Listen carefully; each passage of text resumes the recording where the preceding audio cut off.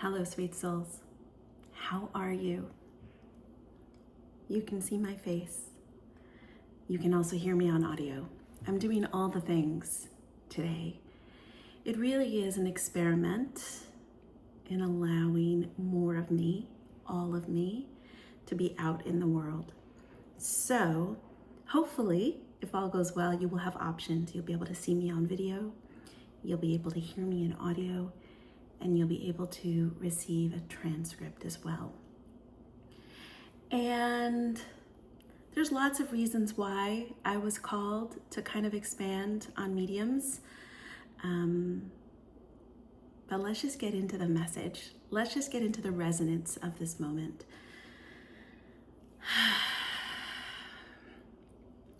If you want to, I invite you to take that deep breath. It felt so good when I took it. So I'm going to invite you into it, which is really a big breath in through the nose and then out through the mouth. But make that out breath audible. Okay, let's breathe together.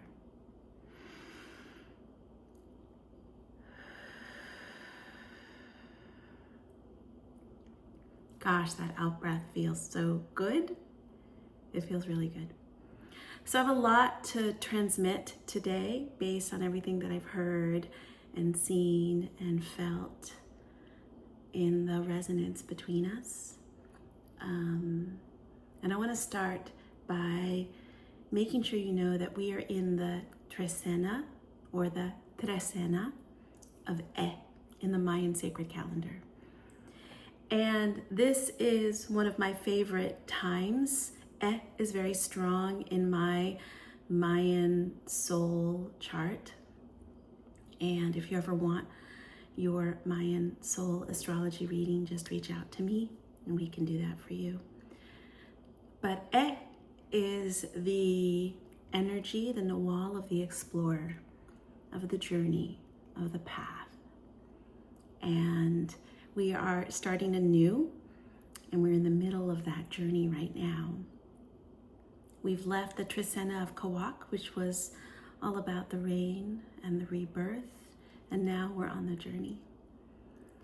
So this message that I'm sharing with you will be from now till about the end of the month, and it's what I'm feeling in the body, in the soul, in the resonance between us. And I'm recording it on 5 Akmak in the Mayan sacred calendar. As you know, I was called to the Mayan sacred calendar by my ancestors, and so the energies of the calendar speak to me and hold me and guide my journey, my becoming, my blossoming. They can do that for you too if you want. I try to share as much as possible about the Mayan sacred calendar as we move through these guides. But today is the energy of 5 Akmak. And much of today is about allowing our humanness, really feeling into compassion for ourselves, reconciliation within. With the sacred number 5, it does have to do with sort of work and service and inner work, but service could be outer work as well. And so I'm thinking about this as forgiveness of self, reconciliation with self through service. And this came to me yesterday on 4 Sikin, which is the energy of the visionary. I heard that it was time for me to start recording video. I don't know what I'll do with it. It's going up on wearemagic.studio. We'll see what happens after that. But today, I think the message is a lot about allowing your humanness, reconciliating within, right? And also allowing whatever service you bring to the world to offer some gratitude, some love, some forgiveness all around. So the energy of Akmak is represented by the bee. The spirit animal is the bee. And I love the bee. The bee has followed me for many years now, on the East Coast, where I am now in Austin, Texas.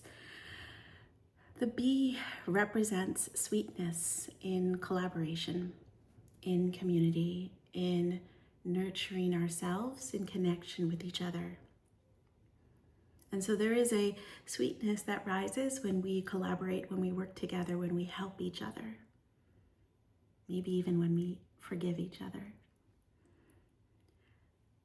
The bee also has a regal quality to it. Bees work. They work to gather nectar, to bring it back to the hive. And they do that work and they bring it back. And in doing that, they know they are enough. And then they allow the time and the effort and the marinating in the hive to produce the honey. So there's a lot of sitting back and reflecting right now for me, and that's what I'm feeling in the resonance, and I wanted to share that with you. So correspondingly, here are some messages that came to me over the last couple of days that felt worthwhile to share as part of the resonance. The 5 words that kept sort of echoing in my head, 5 words, right? How to change a life. And I actually think that's beautiful, those 5 words, because today is 5, the sacred number 5, and it also represents the hand, right? The doing, the making. How to change a life. And that's what I want to speak to you about in this message. It is probably what I will speak to you about consistently as I continue to do these messages. This has been a big year in me changing my life, changing almost every aspect of my life. And it may get me teary just thinking about it, but I think it's important that I share it with you. When I used to be in a corporate career, I remember that we would create what we called BHAGs, or big, hairy, audacious goals. And as I bring this year, this calendar year to a close, over the next, 5 to 6 weeks, I'm thinking not about the traditional BHAGs, but I'm thinking about how to celebrate me and the bold, heightening, audacious gems from the past year, and the ones that are like no doubt coming in, like I can feel them coming in. And I just want to treat this year as a celebration of how I changed my life by listening to the soul, by following its guidance, right? By detangling its voice from all the voices within and listening and following it. There's been a lot of changes, and I want to share those changes with you. I have a little list of those changes because the changes really started in 2021 and they've sort of unfolded over the last 3 years. And I think the first change, and I'll just offer you, if you're uncomfortable with talking about the body, then maybe you want to press pause on this or fast forward. But my body has changed dramatically over these last 3 years. And yes, its shape and size has changed. And yes, its strength and flexibility has changed. But more so, I listen to it now more than ever. I listen to the sounds and the sensations throughout the body. I listen when it says, go out into nature and walk. It's one of the first ways I heard the soul. The soul said, we need you to get out of the house you're in and go into the woods alone, right? So I'm celebrating that I listen to my body now, that I hear it, that I follow it. Even now, as I move through sort of a challenging time with my body, this year has been challenging, we'll talk about it, but following the body is a key element to hearing the soul. I kind of want to give you a snapshot of what this year has been like. I hope it's helpful to kind of share the stories of the year, and maybe we'll dig into them further as we move along, but to share the stories of the year on a high level so that you can tap in to your own stories from the year, to your own way, to your own guidance, to the own cycle of your soul. I started the year out, not here, but on the other side of the country. I spent a lot of time on the West Coast, and it was beautiful. And I'm trying to figure out if I would call it a love affair. There definitely was a deep connection with another individual who I was able to see, and they were able to see me. And when I came back from that trip, literally came back crying on the airplane, not necessarily about this person, though they're fantastic, right? More so about what was I doing? Like, what am I doing staying in a place that I am at the moment done with when there's so much aliveness out in the world? And I know that at my age, we are trained to feel a little fear around doing something new. I'm definitely at midlife, if not past midlife, right? But I came back and decided it was time to leave. I decided it was time to go, finally. I didn't know how.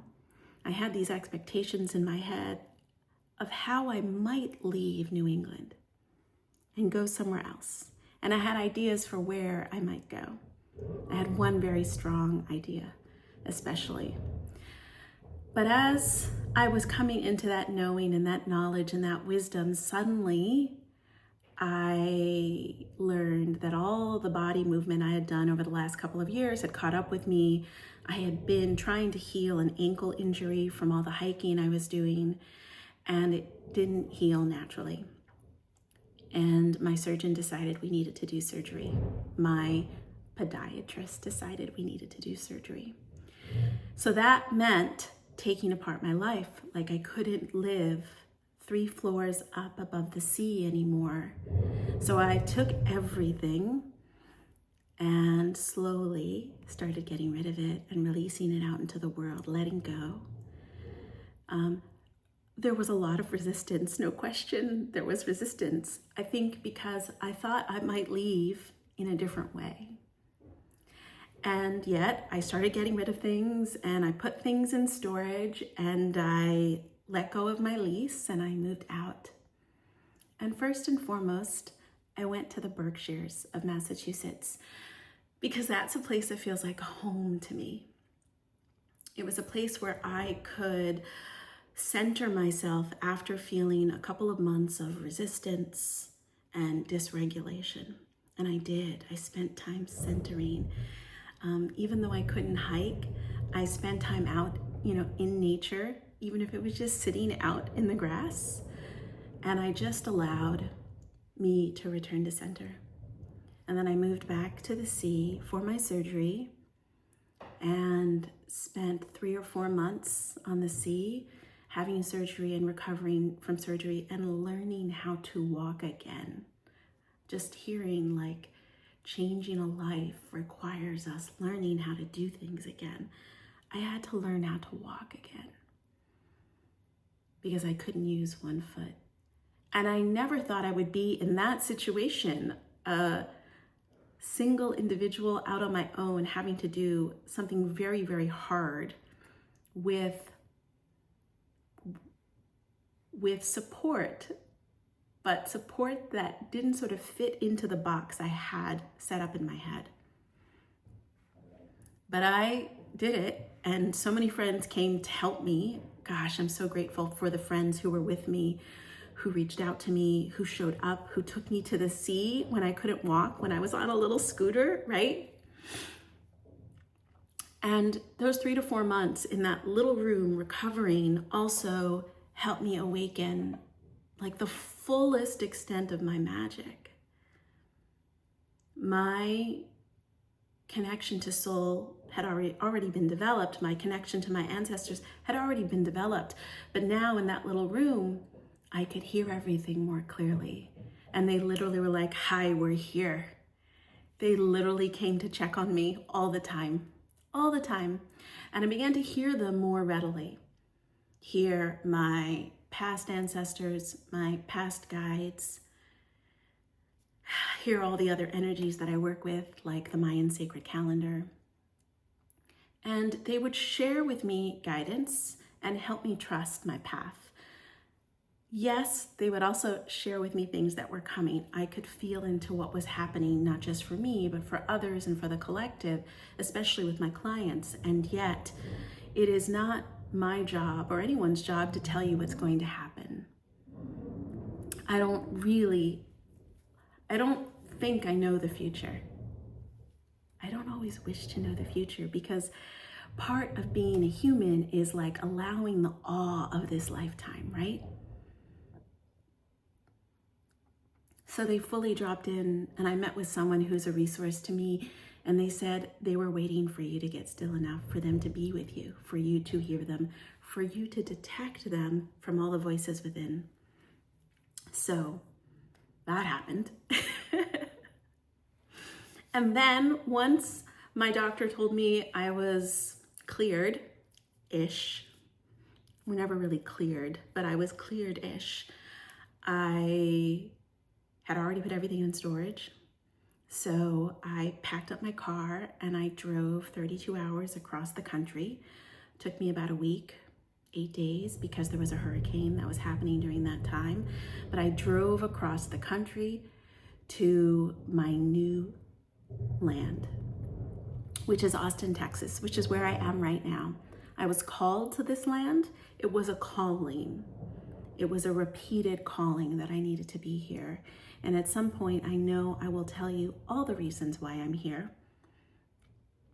But that's not important right now. What's important is I did it slowly, methodically, bit by bit, with an ankle that was still healing, right?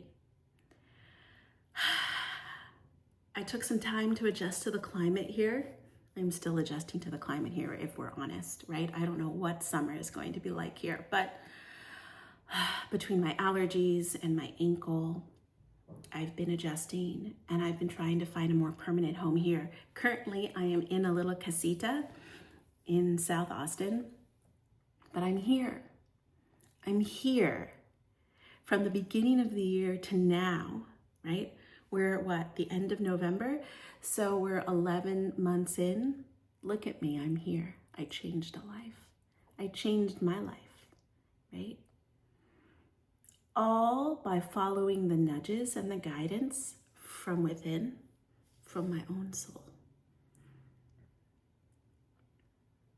And I just want to allow that for a moment. Changing a life is not easy, and many think that we need a specific plan, an agenda, a schedule, this, then this, then this, then this.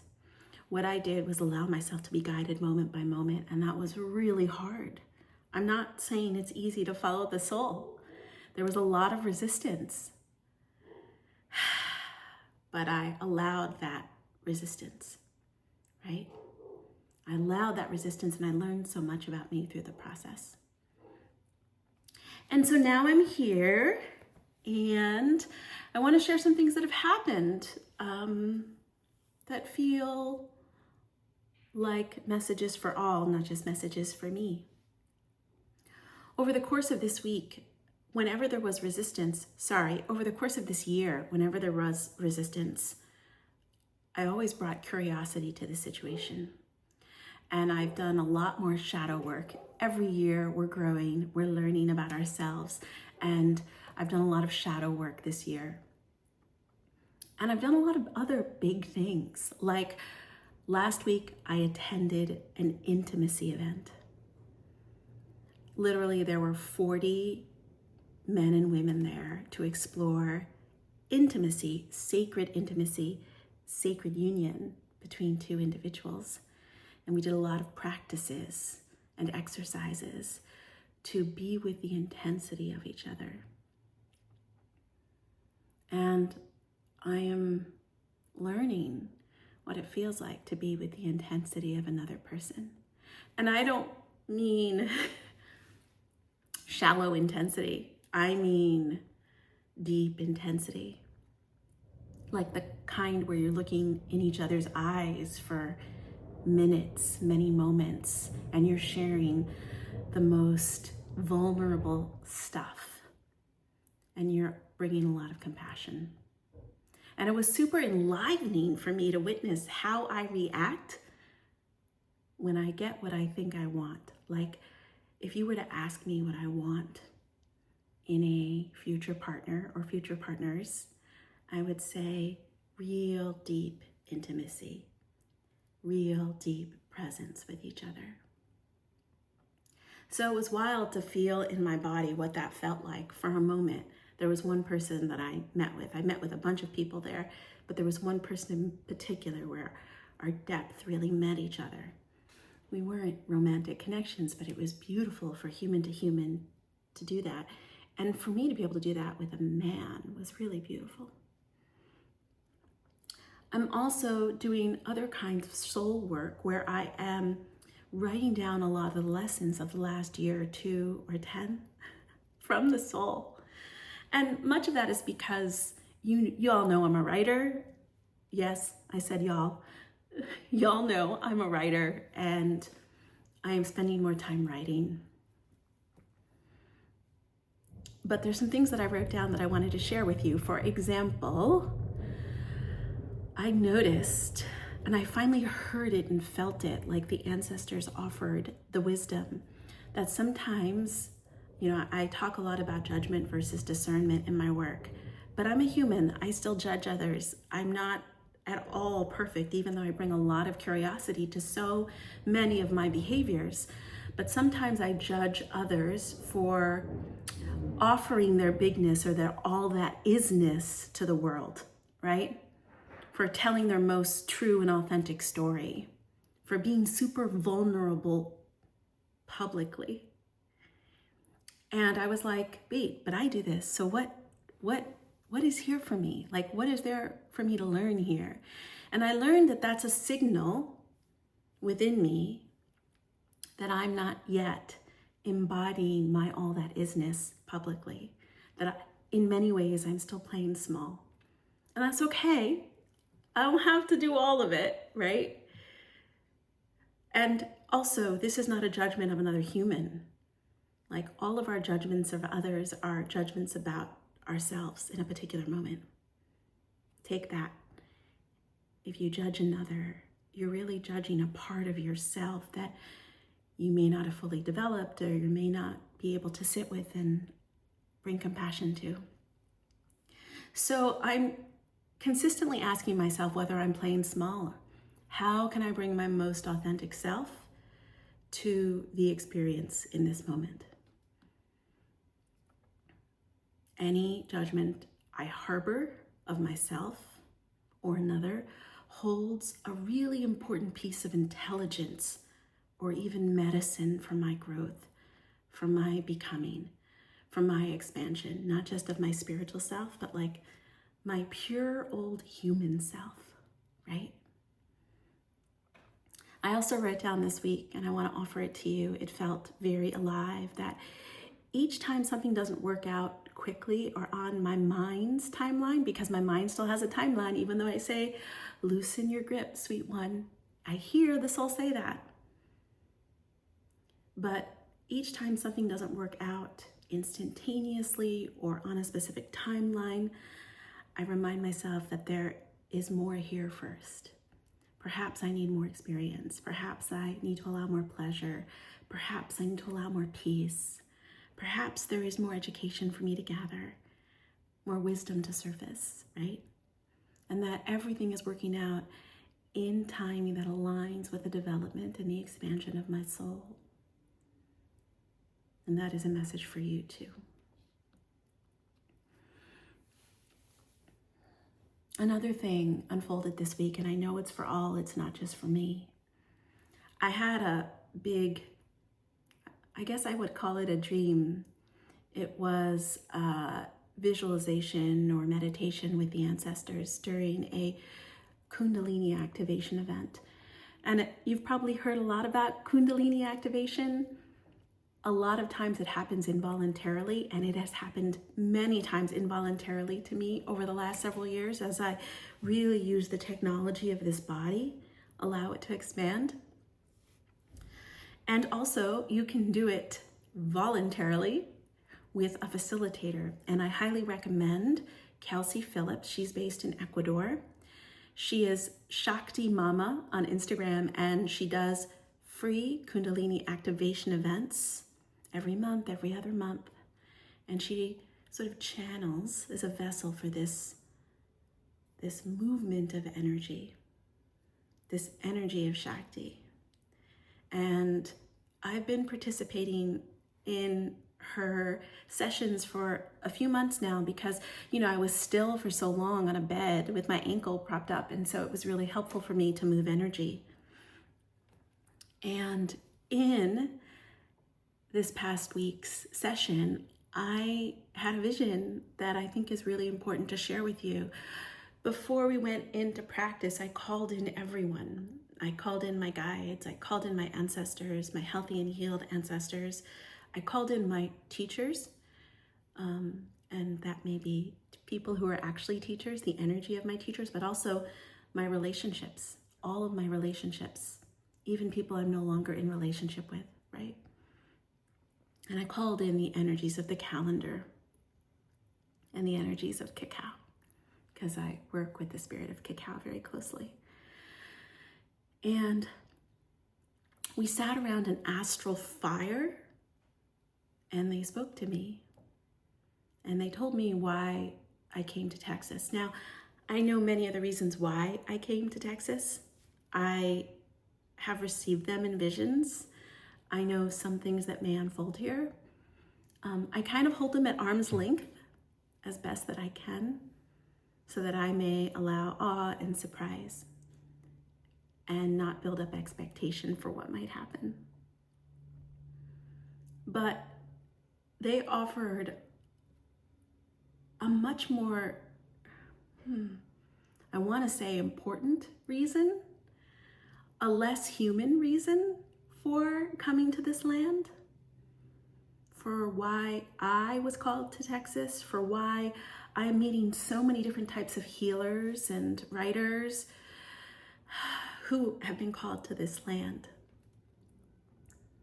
And I'm not going to share all of it with you at this point, but I am going to share that one of the ancestors pointed at me and then pointed at all and used their finger and said, "It's time to rise."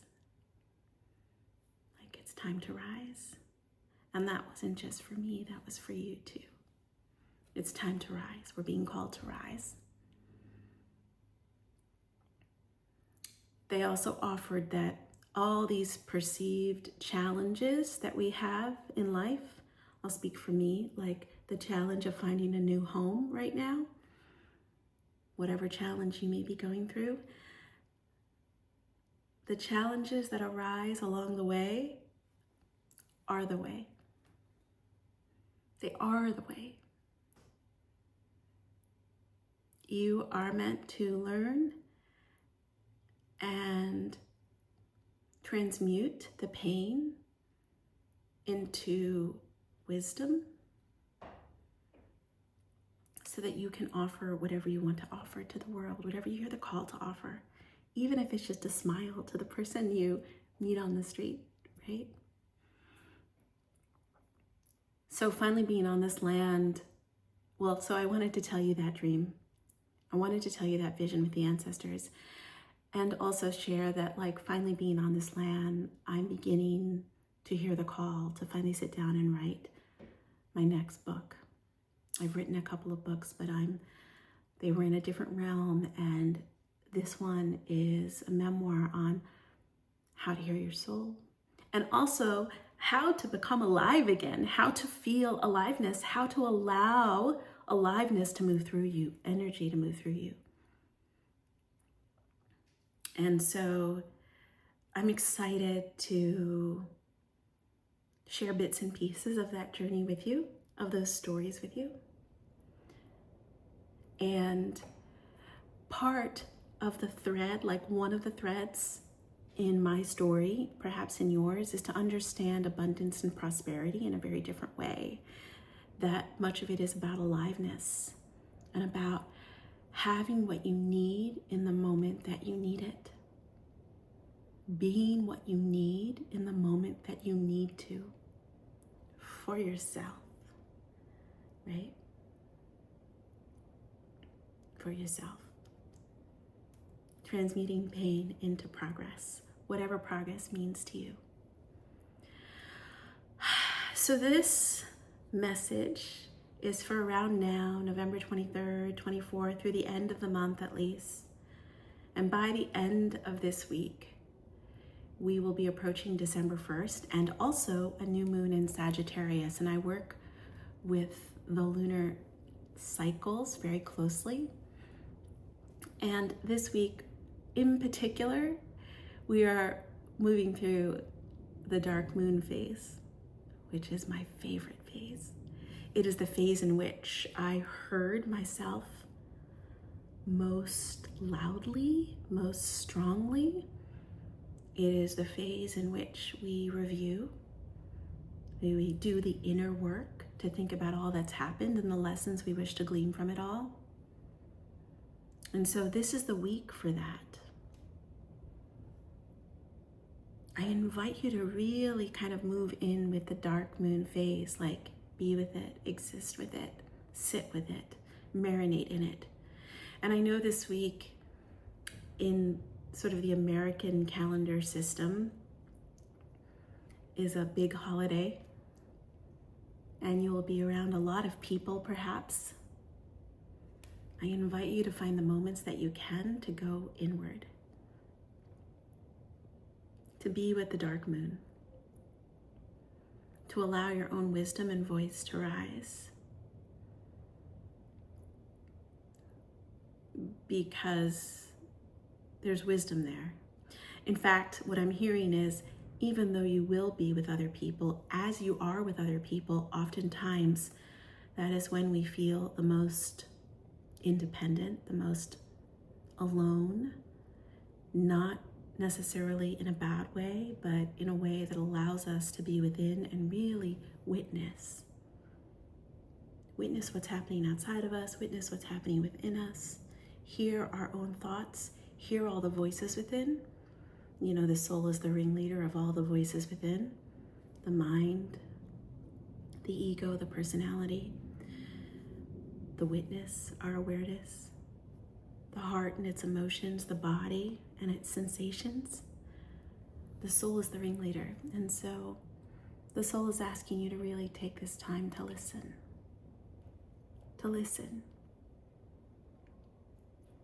And what I tried to do over the last week or two is really listen to these messages for myself of this year so that I can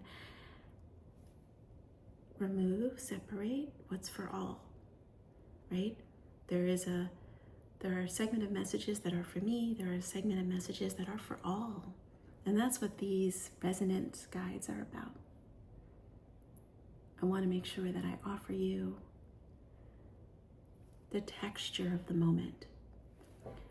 All the systems that I've studied are fantastic. Astrology, the gene keys, human design, soul attunement, ancestral reverence, the Mayan sacred calendar, like all of them are wonderful individually. But in the study and the sitting with it all, I can see I'm doing a figure 8 infinity.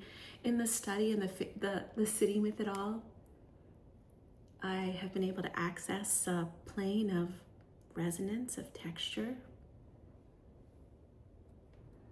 that is of and between these systems, but also something else entirely. It's the frequency between us. It's the frequency of what's happening around us. So that feels like plenty. And I'm super grateful if you've sat with me for these 30 minutes or so, and I look forward to doing this again. And listen, if you sat with this to the end, let me know, please. It's very helpful for me. I'd love to know what stood out for you. What rung true for you. All right. Until next time.